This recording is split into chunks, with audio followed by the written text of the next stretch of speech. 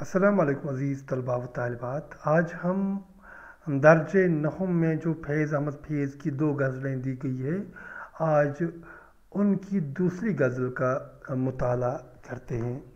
ایک بات یاد یہاں ضرور کریں گے کہ فیض احمد فیض 1911 میں پیدا ہوئے تھے اقبال کے شہر میں، یعنی سیالکوٹ لاہور میں، اور ان کی وفات 1984 میں ہوئی تھی.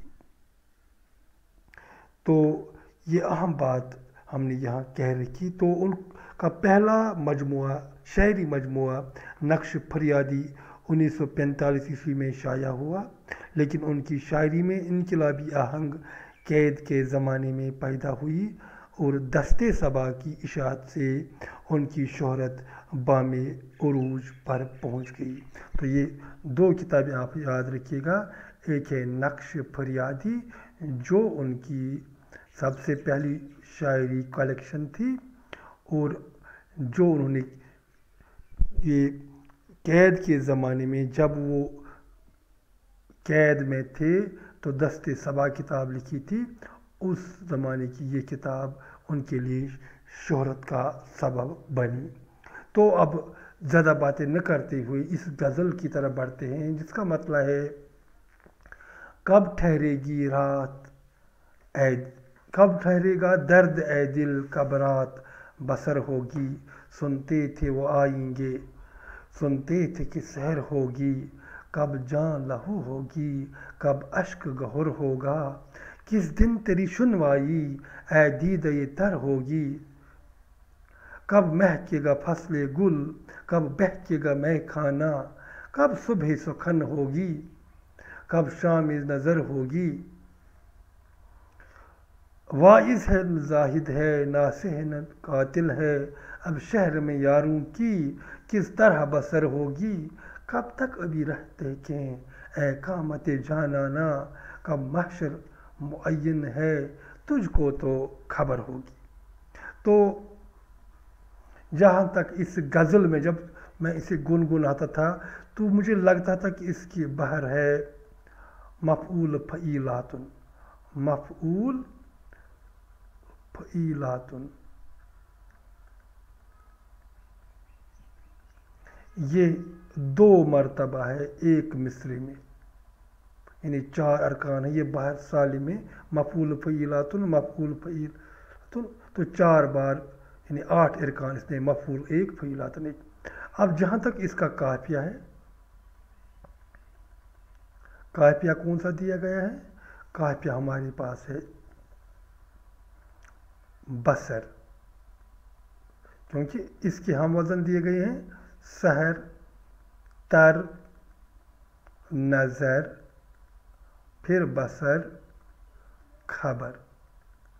اب اس کے بعد ہے ردیف. ردیف ہے ہمارے پاس ہوگی. ہر ایک شعر کے آخر میں ہمارے پاس لفظ ہے ہوگی، تو یہ اس کا ردیف ہے.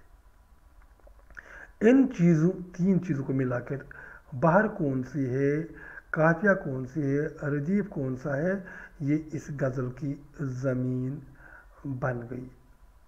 اب مطلب کی طرف بڑھتے ہیں. کب ٹھہرے گا درد اے دل، کب رات بسر ہوگی. یہاں شاعر دل سے مخاطب ہے اور اسے کہتا ہے کہ درد جو ہے یہ کب سکون پائے گا اور کب رات ختم ہوگی. ضروری ہے جو رات ہے یہ شب فرقت ہے، محبوب سے جدائی کی رات. کیونکہ فرقت کی رات میں ہی تو دل میں درد محسوس ہوتا ہے، اس لیے دل سے ہی کہا جاتا ہے. تو رات کے بعد امید ہوتی ہے کہ سحر ہوگی، تو سحر شاید محبوب کے وصال کا نام ہوگا. کیونکہ غزل جو ہوتا ہے یہ اجمال ہوتا ہے، غزل میں اجمال ہوتا ہے. اس میں باتیں اجمالاً کہی گئی ہوتی ہیں، تفسیر نہیں ہوتی. یہاں ابہام ہوتا ہے، لفظوں کے جو فولڈز ہوتے ہیں انہی میں بات دبا دبا کر پیش کی گئی ہوتی ہے.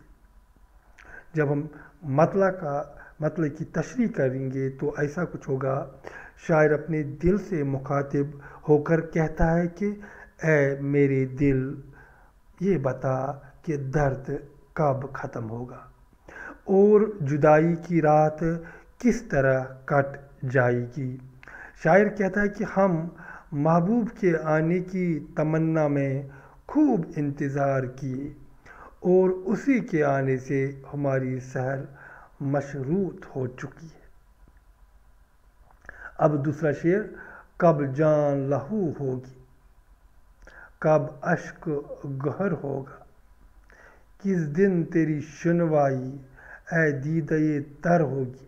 یہ پہلے شعر سے ہی منسلک دوسرا شعر بھی ہے۔ جان لہو ہونا یعنی جان سے جانا، مر جانا، کب جگر کترا جائے گا۔ عشق گہر ہونا، عشق کا موتی بننا، اشک کا یہ اشک ہے یعنی آنسو۔ کب جو جان ہے وہ خون سے تر ہوگی، کب آنسو موتی بنیں گے۔ پھر دیدہ تر سے مخاطب ہے یعنی برستی آنکھ، نمن آنکھ، یعنی آنسو بہہ رہی آنکھ سے، برستی آنکھ سے مخاطب ہے کہ تمہاری داد رسی فریاد کب سنی جائے گی۔ اب جب ہم اس کا ترجمہ کریں گے تو کچھ ایسا ہوگا، شاعر کہتا ہے کہ اسے پتہ نہیں کہ محبوب کے انتھک انتظار میں وہ کب جان سے ہاتھ دھو بیٹھے گا اور اس کے آنسو موتیوں میں بدل جائیں گے۔ اسے بالکل اندازہ نہیں اے برستی آنکھ کہ تمہاری داد رسی کب ہوگی۔ اس شعر میں شاعر اپنی دیدہ تر کو مخاطب کر کے اس کی تجسیم کاری کرتا ہے۔ یہاں لگے ہاتھوں میں بتاؤں کہ تجسیم کاری کیا ہوتا ہے۔ تجسیم کاری، جب دیدہ تر کی تجسیم کاری ہوئی یعنی اسے انسان بنا کر پیش، ایسے کہ وہ سنتا بھی ہو اور سمجھتا بھی ہو۔ اسے انگریزی میں پرسونیفیکیشن کہتے ہیں۔ اوپر کے شعر میں دل سے شاعری میں یہ روا ہے کہ آپ کسی بھی چیز کو مخاطب کر سکتے ہیں۔ پہلے شعر میں دل کو مخاطب کیا ہے، مانو کہ وہ انسان ہو، سننے کی طاقت رکھتا ہو۔ دوسرے شعر میں دیدہ تر مخاطب کی گئی، اس کی تجسیم کاری یعنی پرسونیفیکیشن کی گئی ہے۔ اب تیسرا شعر دیکھیے، کب مہکے گی فصل گل، کب بہکے گا مے خانہ،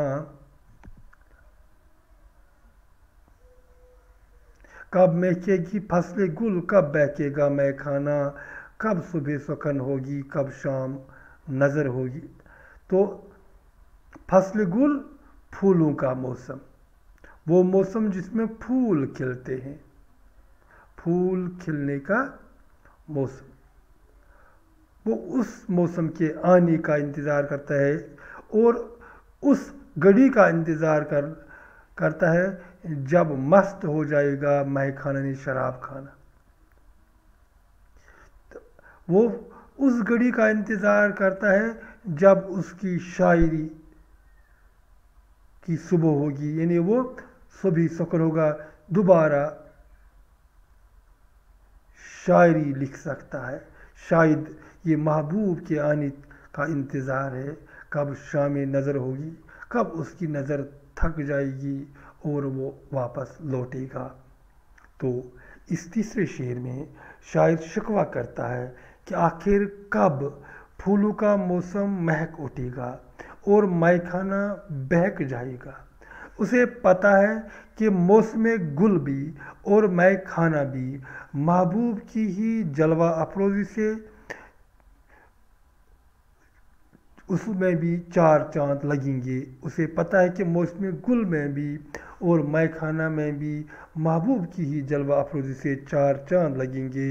اسی کے آنے سے شاعر کا قلم بھی چلے گا اور نظروں میں خمار بھی آئے گا، مگر یہ سب ابھی انتظار کے پردے میں ہیں اور پتہ نہیں کہ یہ انتظار کب ختم ہوگا۔ اب چوتھا شعر ہے، وائز ہے نہ زاہد ہے، ناصح ہے نہ قاتل ہے، اب شہر میں یاروں کی کس طرح بسر ہو۔ تو یہ عجیب معاملہ ہے، یہ جو وائز ہے، جو عاشق صادق کو بار بار نصیحت کرتا تھا، اور پرہیزگار ہے اور نصیحت کرنے والا ہے اور قاتل ہے، یہ سب شاعر کے دوست ہے۔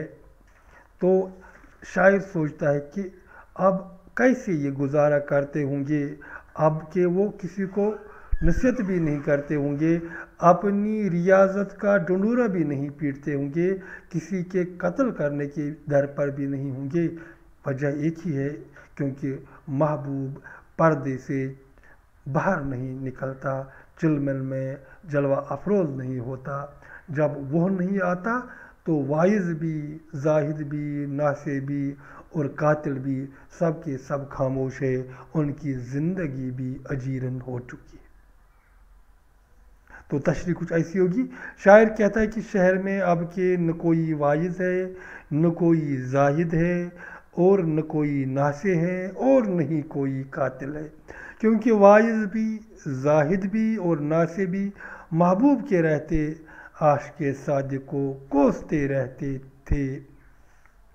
جب محبوب پردے سے باہر آتا ہی نہ ہو تو عاشق کی زندگی کو لے کر سوالیہ نشان آخر کہاں سے اٹھیں گے، اور اس طرح یہ عاشق صادق کی دوست وائز، زاہد، ناصح، قاتل پتہ نہیں کیسے زندگی گزارتے ہوں گے۔ اب اس غزل کا مقطع، کب تک ابھی رہ دیکھیں اے قامت جانانہ۔ اب قامت جانانہ یعنی محبوب کے قد سے مخاطب ہوا جاتا ہے، محبوب کے قد سے، محبوب سے نہیں، محبوب کے قد سے مخاطب کیا جاتا ہے کہ کب تک وہ راستہ دیکھیں گے، یعنی شاعر کب تک راستہ دیکھے گا، انتظار کرے گا، کب حشر معین ہے، کب یہ جو حشر ہے یہ مقرر ہونے والی ہے۔ وہ کہتے ہیں اپنے محبوب کو کہ تمہیں تو خبر ہے کہ ایسا کب ہوگا۔ تو تشریح کچھ ایسے کرتے ہیں، شاعر اپنے انتظار کی روداد اپنے قد و قامت والی محبوب کو سنا کر کہتا ہے کہ آخر کب تک وہ اس کی راہ دیکھتا رہے۔ وہ اسے سوال کرتا ہے کہ کم از کم بتائیے تو صحیح کہ وہ کب سامنے آ کر عاشق صادق کے لیے قیامت بپا کرے گا۔ حشر معین کرنے سے یہ مراد لیا جا سکتا ہے کہ جب محبوب باہر آئے تو عاشق لوگ جوک در جوک آتے رہیں گے اور ایک حشر سا بپا ہوگا۔ یہاں شاعر نے مبالغہ کی صنعت استعمال کی ہے کہ اس کے محبوب کے عاشق ہزاروں ہیں اور وہ تمام کے تمام اس کے جلوہ افروز ہوتے ہی جمع ہوگی اور اس وقت ٹھیک حشر بپا ہوگا۔ تو اس طرح ہم نے اس غزل کی تشریح کی۔ مجھے امید ہے کہ آپ کو یہ انداز پسند آیا ہوگا اور آپ نے یہ غزل بین سطور اب اس کا مطالعہ کیا ہوگا۔ تو اس غزل کو، اس ویڈیو کو تمام دوستوں کے ساتھ شیئر کیجیے، اور ابھی تک اگر آپ نے سبسکرائب نہیں کیا تو میری اس یوٹیوب چینل کو سبسکرائب بھی ضرور کیجیے گا۔ تو آج کے لیے اتنا ہی، دیجیے اجازت، خدا حافظ۔